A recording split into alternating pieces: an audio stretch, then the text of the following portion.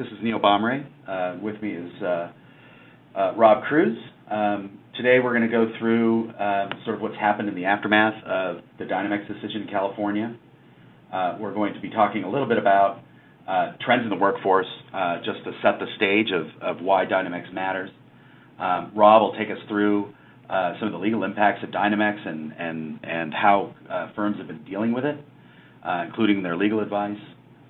We'll talk about our view in light of Dynamex and sort of what we've done, and then we'll talk a little bit about what we think might happen going forward, a little future casting. So to set the stage, not coincidentally, that's the title. To set the stage, we'll talk a little bit about workforce trends. So, look, at the end of the day, there are varying estimates of the scale of the gig economy, but no one can argue it's not big and it's not growing. Americans have spent more than 1 billion hours working as freelancers. I should clarify that these statistics take into account the idea that someone has a full-time position and is working as a side gig, as well as those who are doing this as a full-time position.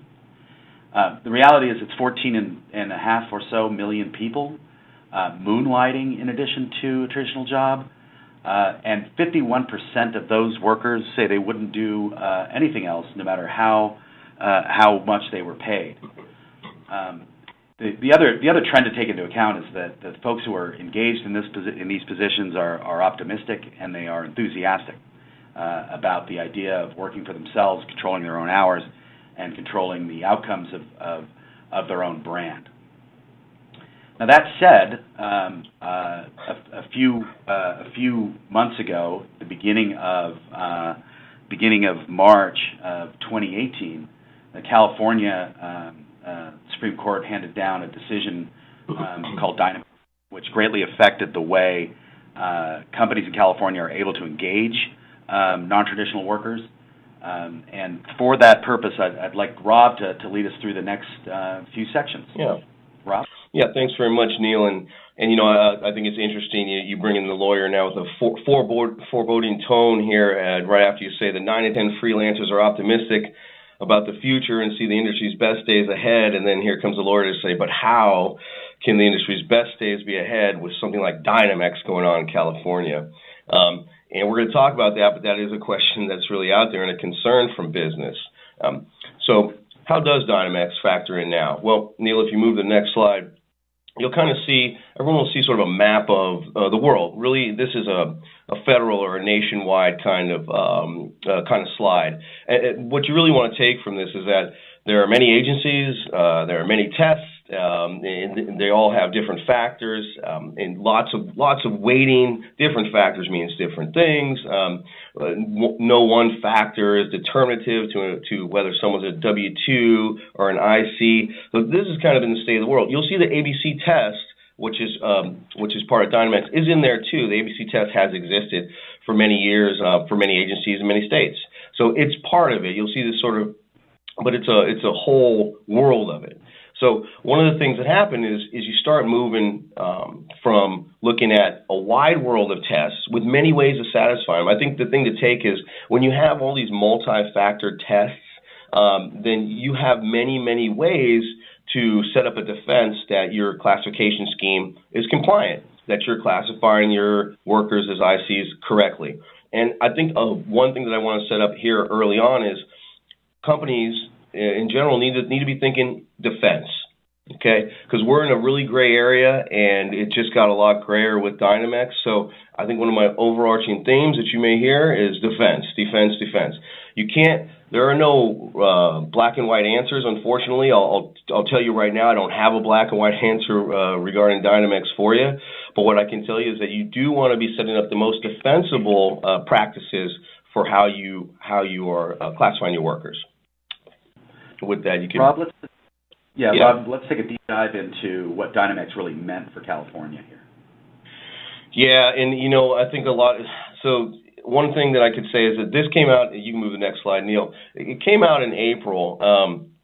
So a lot of people wondering, well, what did I do? I kind of look at Dynamex coming out there at the end of April as, what did Rob do with his summer vacation? And what I did was read tons of cases, dig in, and try to investigate the way this Dynamex ruling was going to shape up. But as sort of a refresher, or if you haven't really, heard about it too much, Dynamex came along at the end of April. It involved, came from the California Supreme Court, involved a wage order, and it was about a logistics company. So it was about drivers, delivery people. So those facts aside, what came out of it was a different test than California had been using. California had been using a test for, around 3 decades, known as the Borrello test. It was sort of like that last slide we showed you. It was a multi-factor test, many different things you can argue. Every factor was weighted differently. So in other words, again, defense.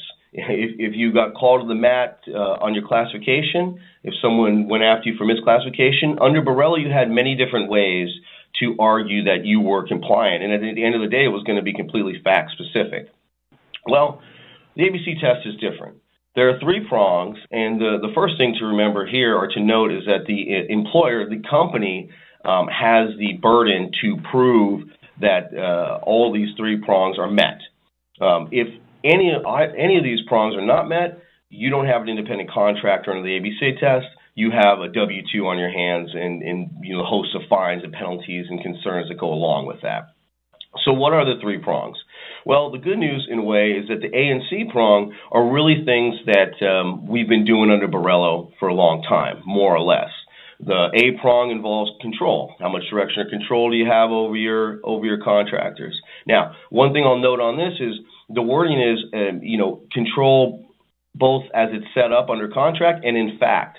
And I always stress to clients that we talk to that, your paper can say one thing, but the actual project needs to reflect what's in the paper, or it's no good. It'll just be pierced right through. The C prong is something we're also dealing with too. Workers need to be customarily engaged in an independently established business. I won't, in a way, the C prong, I think, as we move forward with ABC, is going to become more delved into. We won't do that here.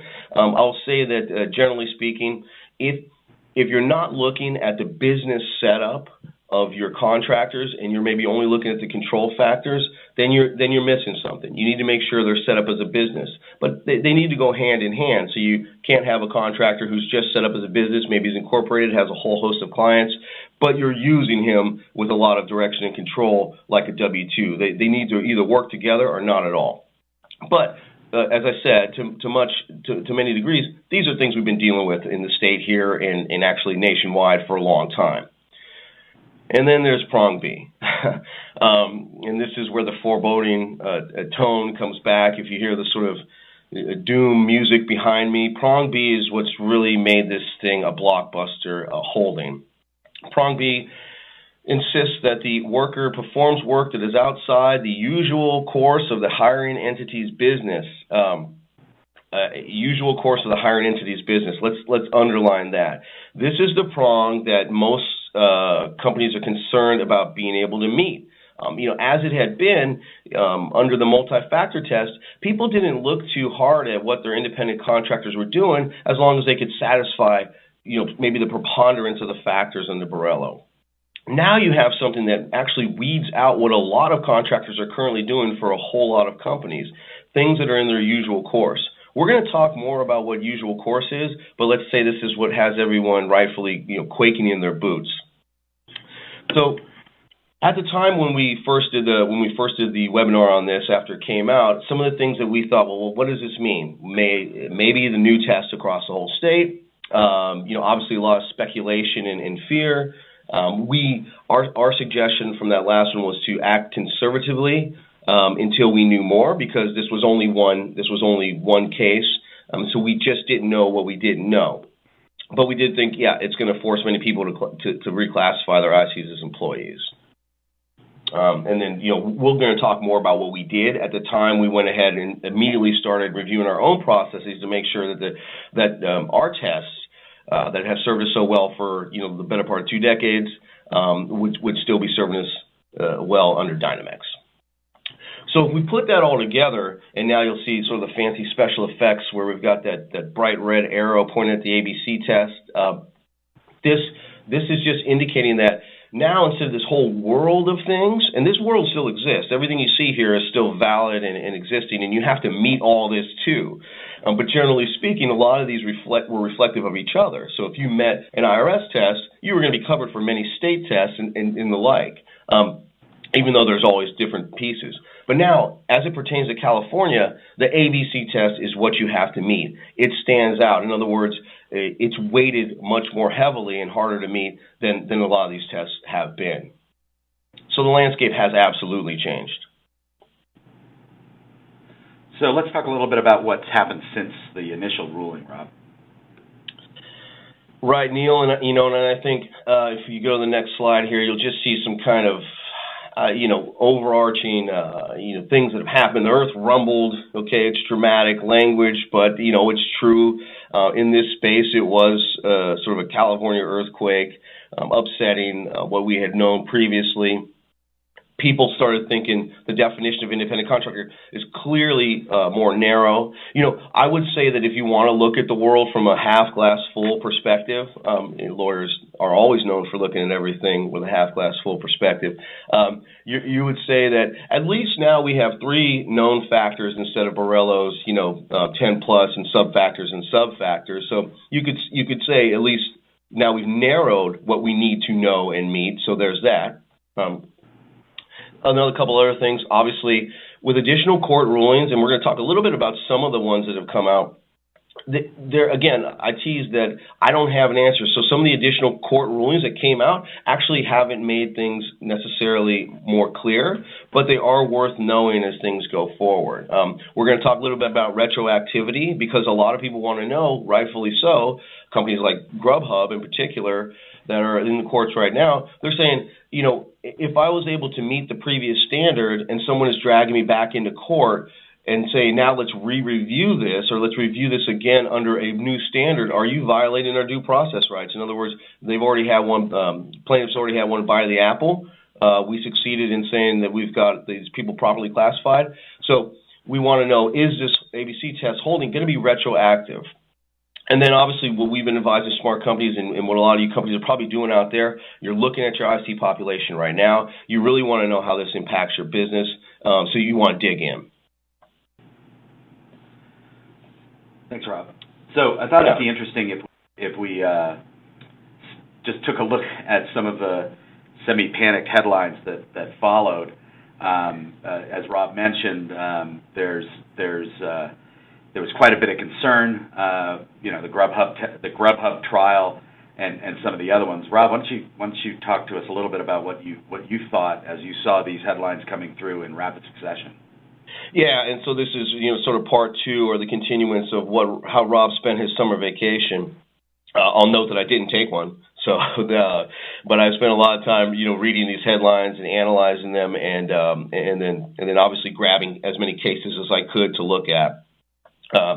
So some of the things that have happened, so I get a lot of cases. You may not all know how many cases have, since Dynamex came out, you may not know how many cases are actually in the courts right now. I'm able to get cases sent to me, and I'm able to find cases, and I can tell you this, you're hearing about a few of these sort of post-Dynamex ABC test cases. I can tell you that there are dozens that are in the courts right now, and they involve all types of workforce.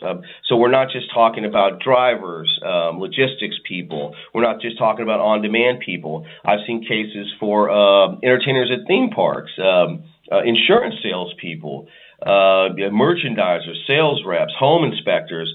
So you name it, and they're getting pulled in now under the ABC test. And so people are seeing, plaintiffs' attorneys might be looking at this as a whole new cottage industry, and where before these cases would talk about control, that the client company was exercising too much control over them, the language has changed to usual course. So instead of fighting only for control, which is a harder thing for to meet one way or the other, they're just saying what they're doing is in the usual course of business. This is the argument. So many cases like that are there. So if you haven't heard about them or you think, well, people are just waiting, it's not. No, the legal activity is very high post Dynamex with ABC. Again, we talk about retroactivity. There was a case, there was a small case holding on retroactivity, but the bigger one is going to be Grubhub, because if you recall, Grubhub's widely reported on, and I think it's going to have legs for interpreting ABC in California. Grubhub, they actually won a misclassification case back in February of last year under the prevailing standard at the time. But now they've got dragged back into court to look at it under ABC test. So they're fighting right now saying, again, is this retroactive or not? Grubhub's saying, well, it shouldn't be. We've already had our fight and won. But what's going to come out of that may be some further guidance on whether this is going to be retroactive. So if I'm telling you this, what I'm saying is you should assume it's going to be retroactive. I could argue it either way, why it shouldn't be or why it should be. But again, if I'm using that overarching theme of create a defense, you should be thinking it's going to be retroactive and find ways to to defend what you've been doing the whole time as it pertains to things like usual course and not just direction and control, if that adds up. Now, of course, obviously, you had chambers of commerce, you had gig economy leaders like Uber, Lyft, and they wrote a letter here asking for the ABC to be set aside. That's one side of it. So you've got business saying this is insane, it goes too far, we can't do business in California. We're shooting ourselves this economy that has a surplus in the foot currently. But on the other side, you've got to balance that with workers' rights advocates like unions saying should have been this way all the time. No more kind of having your cake and eat it too for these companies. And so we don't know how that's going to go. We know how California usually goes in that regard. But those are some things that are at issue too. So, thanks, Rob. Yeah. So now we have an audience poll. Talk about this stuff. Hey guys, I'll come back on and help you out with that. So folks, time for our first poll. As I mentioned, that widget that's to the left of your video player is where your answers should be submitted. So go ahead and tell us, has Dynamex impacted your business and the way you approach managing your independent workforce strategy? Would you say absolutely yes, it's been a game changer and we've changed our strategy completely? Would you say somewhat, yeah, we've made changes, but we're still learning? Are you neutral at this point? You know you need to evolve, but you haven't quite made the changes yet? Or just no, we're not going to modify our strategy anytime soon. So let's go ahead and see what the results are saying. Looks like majority of people are neutral, about evenly spread out between absolutely yes and somewhat yes. So Rob and Neil, is this in line with what you expected to see? Yeah, Neil, what do you think here? These are always fascinating for me. Well, it's hard to tell without knowing the geographical cross section of the audience, but the 27% surprises me. I would think, regardless of what role you have, I would think taking action of some sort, or at least considering taking action of some sort, would be more likely. The neutral doesn't surprise me, as Rob pointed out. Throughout the first section, it's gray. It's not a clear answer to what one ought to do right this second, other than scrutinize their population more. How about you, Rob? Yeah, and I think the neutrality makes sense as well, because there's so little known really about this, and I certainly hope that the people on here will know more when they leave. But you kind of start to wonder, well, what does this mean? And you move a little bit, I guess, deliberately rather than rushing to judgment one way or another. So, and it makes sense. I mean, a lot of people can't just change what they're doing overnight. It does take planning. We're going to talk about what we've done in that regard as well, and we have moved deliberately as well. So, yeah, I think it makes sense. But I would love to know some of the no's as well. That'd be, Yeah, that's interesting to me. So now we're going to start a little bit on the journey that TalentWave itself took as Dynamex came down, and And we'll start that by setting the stage just as sort of a general advice section on sort of what to do. So I'll turn it back over to Rob, and hopefully you get something out of this part. Yeah, thanks, Neil. So, I mean, we've talked about sort of, a refresher of where we were, where we've been, the case itself. We talked about ripped from the headlines and all that. But now, just to drill down to another area, what are lawyers saying? Obviously, I can't speak for every law firm or lawyer out there, but just over my review of this, and from working with our own counsels, outside counsels, the general advice is this: act conservatively until you know more. So in other words, and I go back to defense, but in other words, assume that this test does apply right now statewide. Do we know for a fact that it will? We do not. But be conservative and look to meet prong B, look to meet ABC, because you'd rather be meeting that than told you didn't meet it later. Interpret usual course of business broadly.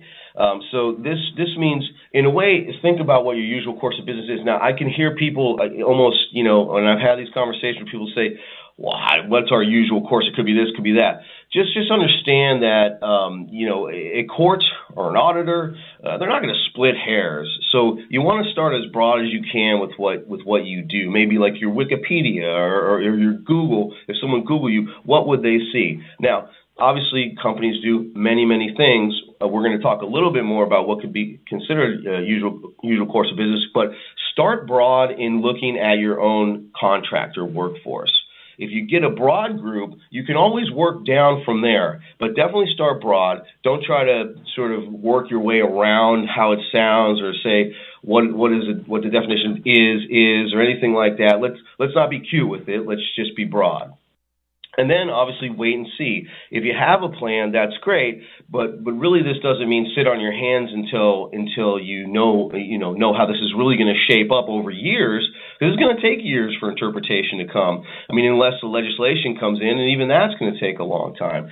So wait and see means stay abreast of the situation as it develops. Keep reading cases. Work with your internal, your outside people, your experts who can keep you in the know about this. Again, you're creating a defense to what you do. It doesn't mean you have to be defensive. It doesn't mean you need a defense. It's just a smart play in this environment.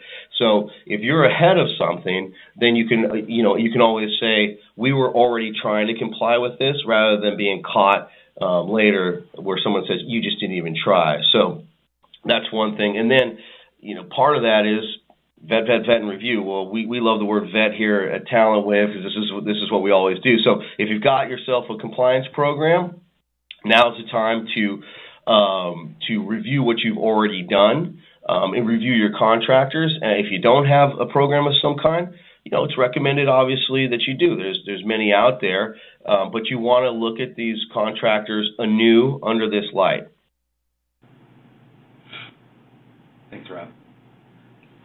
So in contrast, the worry from a business point of view is being too conservative can be pretty expensive, right? The repeated evaluation of every individual contractor can be prohibitive, not usually in a cost way, but in an effort way.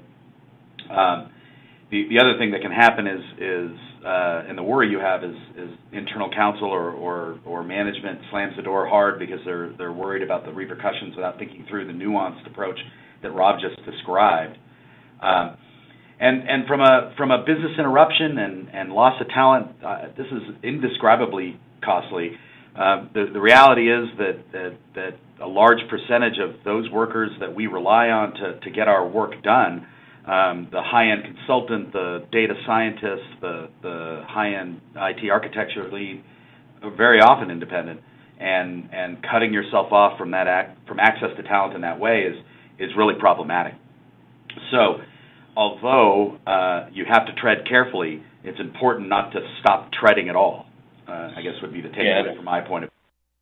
Yeah, and Neil, on this one too, I think, just to reiterate kind of what you're saying too, you really don't, the one-size-fits-all approach isn't realistic. It is important. If you were to just take, say, a whole job category, a whole population of similarly situated contractors that you've been using, they're all supposed to be different. So if you say these all look enough like W-2, what you're doing there is you're being over-inclusive, and you're probably missing the fact that many of those are going to be actually compliant independent contractors. If you don't look at them individually, you won't know that. So that's why, just getting a bird's eye look that you might get, you might go to a consultant for independent contracting and say, well, what do I do with this population? Well, if they're not looking at them by the each, they're probably going to be, over-inclusive in saying these look like W-2s. Remember, your independent contractors ideally are supposed to be skilled people who have a skill set that no one else has. This person doesn't have it. It's similar, but it's different. This person, they're supposed to be specialized. I won't go so far as to say they're supposed to be snowflakes drifting down to you, but they are supposed to be different. They are supposed to look different, have different business setups, different clientele. So if you just group them all together, you're probably going to be, over-inclusive of classifying them one way or another. But with that said, I think the only thing I could counter that with, Neil, would be to say, to get a little counter is but never let your business considerations override your legal obligations ever. Because let's not forget, compliance here. There's two. It's either employee or it's independent contractor. That's all there is right now. The third one could be on the way, but that's all there is right now. So don't let your business considerations override your legal obligations. So, ladies and gentlemen, that is why I bring my lawyer to all of my business meetings. So that's why I have to leave early in most of those meetings, right? That's right. Yeah. All right, guys, looks like it's time for our second poll of the webcast. So once again, folks, this is where you come in. So tell us, did you seek outside counsel to evaluate your worker misclassification risk in light of Dynamex? And if so, where did you end up landing? Would you say that it's A, we reclassified all of our independent contractors, or B, we straddled in the center, some stayed, some changed? C, we just kept everyone as is, no change? Or D, perhaps you haven't evaluated your population quite yet? So let's go ahead and see what everyone is saying. Looks like no one has reclassified all of their ICs just yet, and just about half are saying that they haven't even evaluated the population yet. Quite a few folks just kind of hanging out there in the middle. So yeah, Rob, Neil, where would you tell folks to go from here? You know what I'm going to say. Neil, I guess I'll let you go first here. Well, again, as per the previous section, I would have evaluated my population in light of change. I might have ended up at no change given the uncertainty around it. But my guess is any closely scrutinized group of contractors would have ended up in B. I would find just the logic of it would be the folks who have looked at their population probably ended up in B. Yeah, and I'd say, remember what I was saying earlier about, I understand D, but from my perspective, having access to all these cases that, not everyone has access to, if you had access to if you were seeing what I was seeing out there, so I'll reiterate it to impart this to you, you probably wouldn't be in the D bucket at this point. Because again, Dynamex involved people that you may not be concerned about, logistics, drivers, wheels, things like that. These grab the headlines. These make the headlines, the Grubhubs, the platforms, okay? But what I'm seeing are the people that we work with every day.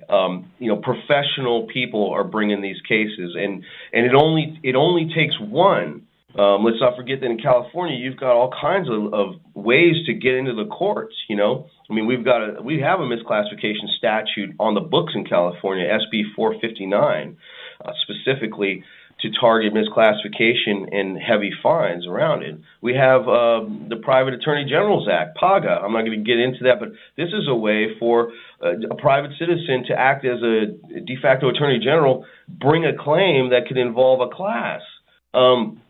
So, and I'm seeing these, it only takes one. These are professionals, insurance, home inspectors, merchandise. So they're not just people driving around cars or logging onto an app to make a, to make a deal or give a ride. So.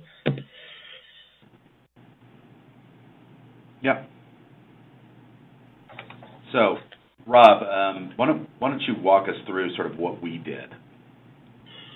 Right. So, once we started seeing where this was going to go, we immediately wanted to know, were we still as defensible with our tests? Could we create that defense for our clients that we've been doing for the last 20 years or so? Did it still work under Dynamex and ABC tests? So we didn't just want to get sort of our own subjective view of our processes. We wanted an objective view, so we went to multiple outside counsels and had them look at our processes as they stood to see if we needed to now incorporate the ABC test for California. And in fact, we do now. We found that this was such a big blockbuster decision that actually was weighting things so differently that we have actually accounted for it in our processes too. Another thing that we did is we went ahead and audited everything that we've done so far in California to see how it stood. In that, we work really collaboratively with our clients as well. We try to get to really know the usual course of our client's business. We know it, but we want to know it better. We want to hear from the hiring managers, from the stakeholders, from their lawyers, to really get our handle on that as we go through the analysis. The overarching thing here is that, again, we looked at each of our projects, we looked at each of our contractors by the each. So instead of saying, wow, this entire group looks like you're in your usual course, we drilled down deeper to look at each one individually to really find out if that work was, for instance, in the usual course of the client's business.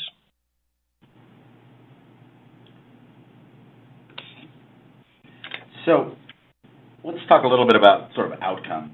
So as Rob mentioned, we did an internal audit of our heads in field that were independent contractors in California, and we had 182 of those folks that we thought were in scope for that audit. Based on a broadly applied Dynamex thought process, we believed in the initial pass that we would have to reclassify 78 of those 182. And what that meant was, using usual course of business, 78 of them could be broadly interpreted as falling into that category. But as Rob mentioned, we sought outside advice. We spent a lot of time thinking things through. Rob spent a lot of time, along with our other counsel, looking at the cases as they were coming through and the way judges were making determinations, and then reading publications about how things were likely to fall. We felt safe in determining that at the end that 18 of those 78 needed to be reclassified and would be ineligible to work as ICs in that case. So the good news in terms of an outcome was that it ended up being less than 10% of the workforce that we were ultimately concerned about. The other thing it did for our clients really was it was an education process that allowed them to get their head around it. Now, this is not to toot our own horn. This is because we live in the forefront of this business, and we had to be out front of it. And as a result, we felt good about the way we interpreted, really Rob and team interpreted the way Dynamex would apply to the workers that were in our world. Most of the huge majority of the folks that we deal with are high-end professionals that bring a particular expertise to the table. So it doesn't speak to the broader impact of drivers or other app-based folks, but it does talk about the kinds of engaged contractors that we as business folks and HR folks deal with on a more common basis. Rob, you want to add anything to that? Yeah, it was when I said we moved deliberately and methodically. We definitely did here, and this just goes more to that one size doesn't fit all approach. And so by taking the time to really look at these after we did that first broad pass, that was the only way that we would get down to what we really felt would be the ones who needed to be reclassified. But it truly, I guess it's one of the benefits of being able to look at these things by the each. That's not always something you can do, depending on your business and the size of it, and it may not always be something you can do just using, say, your outside counsel. But it was a very good learning process for our clients too. And what we've seen is an uptick. The ones that we worked with, what we've seen is that the ICs that they're putting through in California are we sort of educated them so that those ICs now we're seeing that they're already they don't pose much of a risk, but if they do, then we flag it, and the conversations have been had. It really filtered down from the top people, the stakeholders there, and the program administrators, all the way down to the hiring managers, such that the hiring managers are now aware of this when they go out to find people. So I think it's really kind of been a good process overall. Thanks, Rob. Yep. So I don't necessarily have to explain this to folks, but I mean, realistically, engaging your IC on a pound-for-pound basis is less expensive than engaging a contract worker through other means. So there's this good hard cost, and then there's pretty high soft costs as well in terms of not having to lose the talent that's in front of you and that is necessary to the completion of business. I said that before, but it doesn't hurt reiterating. Loss of talent is the biggest risk here. So, moving on to some specific advice. So I'd like to set Rob up here. We're not advocating legal advice, but I think as business folks, I think there's some general things that we should do to make sure that we're out ahead of the Dynamex impacts. And then I thought we'd spend just a minute on defining usual course of business. So, Rob, why don't you go ahead from here? Yeah, sure. So what are some things that you should be doing or that you can do and maybe you are doing? Work with your own internal team. So work internally, at least first, to really understand what your usual course of business is. People do different jobs in different companies. Not everyone in every department knows what that's going to be. So you might want to start with, the people who hire the people who contract and engage with the independent contractors to really understand that. And, obviously filter that through legal and as well so they can apply their own, legal knowledge of the ABC test and that prong B to what they're hearing. So you kind of want to really define it, almost set a definition. It sounds silly in a way, and maybe it is. Maybe it takes you 5 minutes, maybe it takes you 5 weeks, but you really do want to know what would a court, what is our usual course? What would a court think is our usual course? What would a plaintiff's attorney think is our usual course? You want to get that. And then, of course, seek outside help. I mean, hey, we did it. We're a compliance outfit, but we didn't, kind of sit back on our expertise or rest on our laurels. We went looking for help. We want to hear many viewpoints, so I'd say do that as well. Become your own counsel. Well, maybe not your own counsel, but understand Dynamex. We talked about that. So have someone there, spread the word. The more that the people internally understand Dynamex, the ramifications, what ABC is, actually the quicker I think business will move. Particularly, you would like your hiring managers, people who bring on and contract with the independent contractors, to understand it too. It's going to save you a lot of arguments on the back end if they understand it on the front end. And then you do want to kind of capture those ICs that could be obviously in that usual course. You want to get after those first. Most companies will have to make changes. It's just how it's been. Most will have to make changes. Will they have to make a lot? Not necessarily, but some. So then you're going to want to run an audit to find that out. And then again, it's just to remind, you're creating a defense. You may never need that defense. But there are no bright line rules or answers. No one knows how a judge is going to rule or how an auditor is going to rule. So you want to just be able to say, ideally, here's our defense. We've been complying with the ABC test even before we strictly had to. This will go a long way towards at least, even at the very least, showing that you haven't unintentionally misclassified people. I mentioned that only to say that really plaintiff's attorneys are going to throw the kitchen sink at you. So if you get dragged before a court, they're going to say, not only are you misclassifying this person under the ABC, you've been doing it forever, and you're doing it willfully, and you're doing it intentionally. If you have the defense to say, no, here's our program, here's what we've done to comply, we've done our own audit, you can at least, even in that small part, defend against the willful part and say it's unintentional. And that's significant in dollars. So, Rob, just to jump in there, one of the things I would recommend strongly is for the folks on the phone to initiate an internal audit of the use of ICs, and I thought I'd spend a second here just telling folks how to do that. So we're coming up on a time of year where you can leverage your 1099 report that you guys will be issuing to your contractors and to your and to the IRS. It's a good starting point of information, and it provides who you paid. Cull that list the best you can for the very large consultancies, the large tax partners and so on, or IT partners. Remove anything that isn't professional services. That realistically you should be looking at. The sort of your IT contractors and things like that. Spend some time understanding the SOWs on which those 1099s were engaged, so that you get an understanding of what they're about. I'm personally not advocating taking any action at that point, but it's super helpful in the various roles we all play in our business and its success to have an understanding of what you're looking at. Do I have a big problem? Do I have a little problem? Do I have a ton of use? Do I have no use? And each of those have different impacts. If I have no use, am I really taking advantage of that talent pipeline? If I have enormous use, what are the chances that that's in the usual course of business, et cetera? I think it's something that every reasonably large organization in America needs to be doing periodically.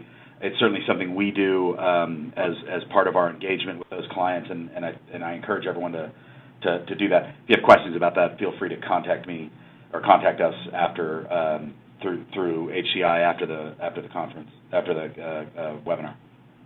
Sorry, Rob, didn't mean to interrupt.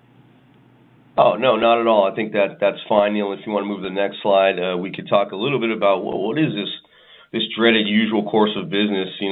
What do these vagaries actually mean? We'll get into a few of the things. Obviously, it's going to take many years of interpretation to really know. One thing we did, we looked at states that already used this to analyze how those states looked at usual course of business, as well as looking at how usual course of business has been interpreted in California under just previous cases, even before the ABC test.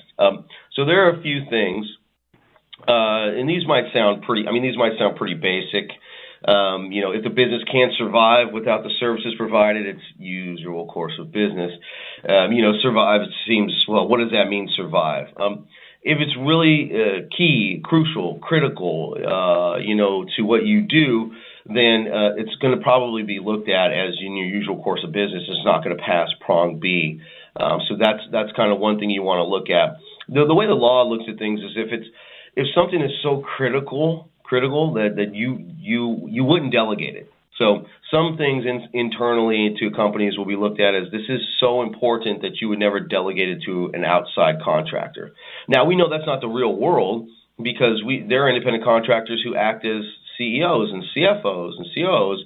So that's not necessarily the real world, but the legal world still looks at it as that. So if your business can't survive, really can't maintain or sustain without those services, it's probably going to be usual course of business. This one might seem obvious too. Look, if activities are referenced in your company's name or your ads, it's likely usual course of business. That's again kind of the Google test. A company is called X boat engines, and the independent contractor is part and parcel of creating those engines. It's probably going to be viewed as usual course of business. And then one to note, and this one would require more, kind of a little more, but I want you to keep it in the back of your mind. Activities that are routinely done may be usual course of business.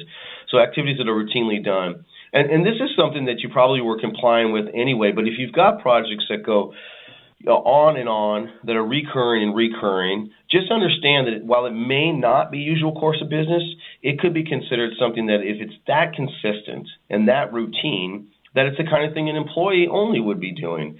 So be cognizant of that too. Again, you always want to think of specialized skills and project-based work. If somebody's constantly rolling on and off, and we know in the real world that this happens, certainly, but this is something to be aware of too. The law and the real world don't always catch up to each other, as we can see.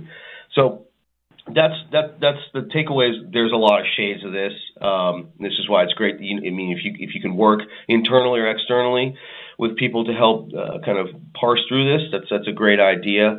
But you want to at least use some of this to identify those roles that you might have and be objective about it. Again, don't look for ways around thinking it's usual course. Start broad, be over-inclusive, and you could work down from there. So, thanks, Rob. So we're going to spend a couple of minutes here now just talking about perhaps the future. So Rob made reference to those organizations that are likely to support Dynamex, the unions for sure, worker right advocates, and even some of the workers themselves. And those companies that are working against it, for example, the Ubers of the world and Lyfts and Chambers of Commerce and basically everybody in Silicon Valley, and again, some workers are sort of against it.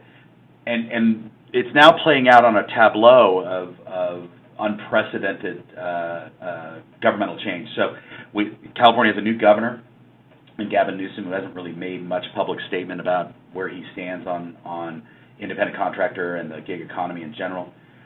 You have a new Democratic supermajority who've long been supported by the unions in California and who may be beholden to their interests. And you have ongoing new rulings and reinterpretation of the law, as Rob mentioned a few times. Just some commentary here.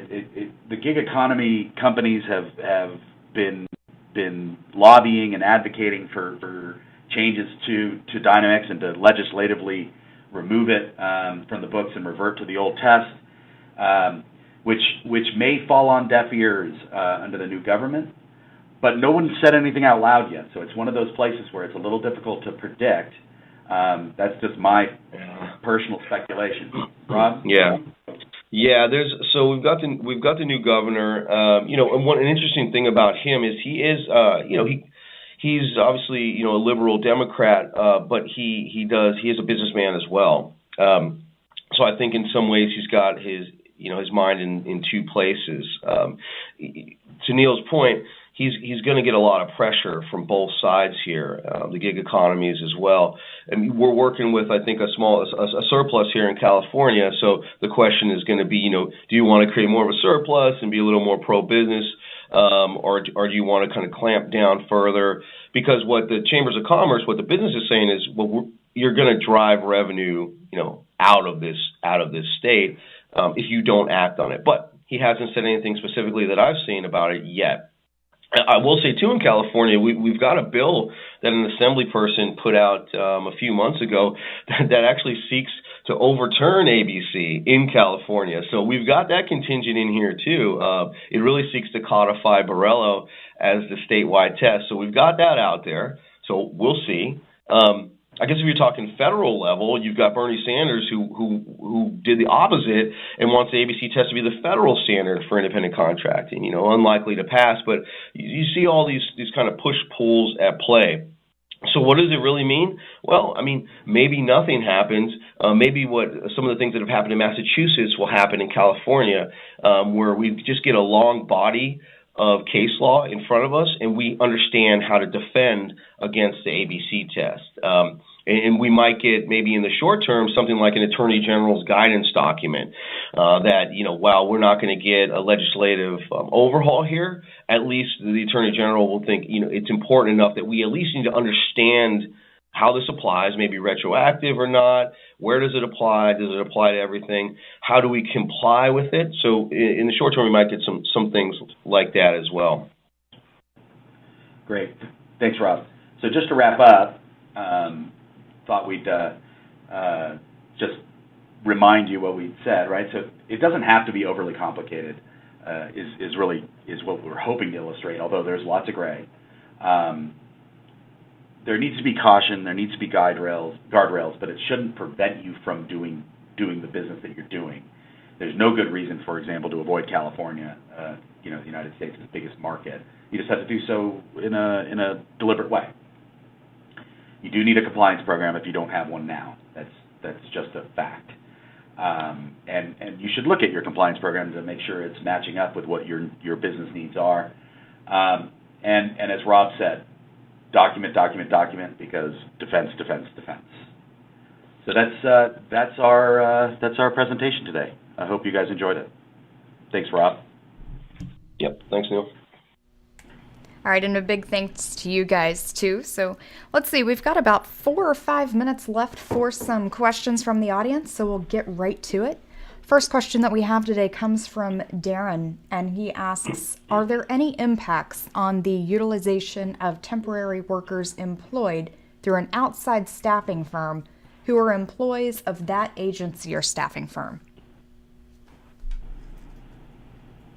I mean, that's a question.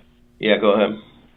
Yeah, I mean, if I'm understanding the question correctly, and Darren's using the vocabulary correctly, then no. Employees, I mean, there's other reasons to be concerned, but employees of staffing firms are not affected by Dynamex. All right, cool. Thanks for that short answer. Let's see. Next question that we have comes from G. So, if you decide to reclassify someone from an independent contractor to an employee, what is the best way to tell the person to avoid alerting them that they may be able to sue you for the time misclassified? Rob? Yeah, I mean, we've had some of these conversations, so we want to talk about it as almost a change management thing, how these communications go out. Typically, there's maybe more than a few minutes here, but typically what you want to do is you want to have the sort of pro cons. So here's what it looks like for you to be a W-2. Here's what it looks like for you to be an IC.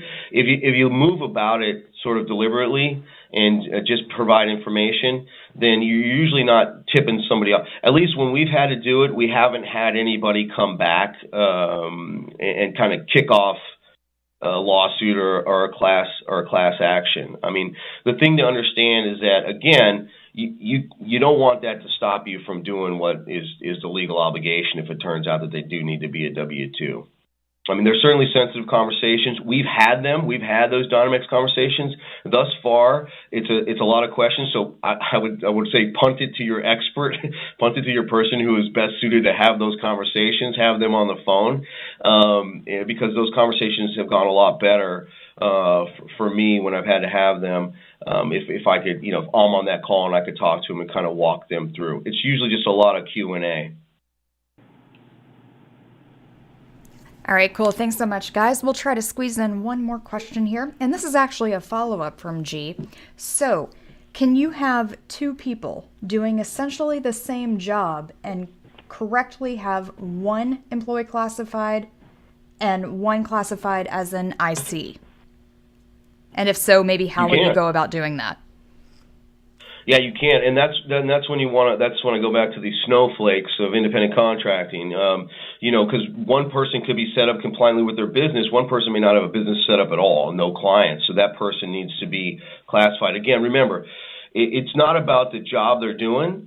It's about it's about whether you have them classified correctly as an employee or an independent. As long as you can paper up, again, defend that. Well, this person here. Here's why this person is an independent contractor doing this job. Here's why this person had to be an employee doing this job. Then you're going to be in a good position. Now, as one thing I want to say is that I'm thinking we're talking about temporary employee and temporary independent contractor, not regular employee sitting next to a contractor doing the same thing. That's different. Right? You don't really want to be doing that. Rob, the other thing I would follow up is. Really, every individual situation is different, so you can't just have a blanket statement that says this is always an IC and this is never an IC. All right, cool. Thanks, guys. We'll go ahead and start to wrap up for the day on that note. So one more big thank you to everyone at TalentWave for today's production. And don't forget, today's webcast has been approved for HRCI and SHRM credit. Those credit codes will be available sometime tomorrow, and you can access them by visiting your My HCI profile online, then hovering over that drop-down menu and visiting your My Learning Journey. And of course, we appreciate everyone who tuned in today, and we hope you have a great one.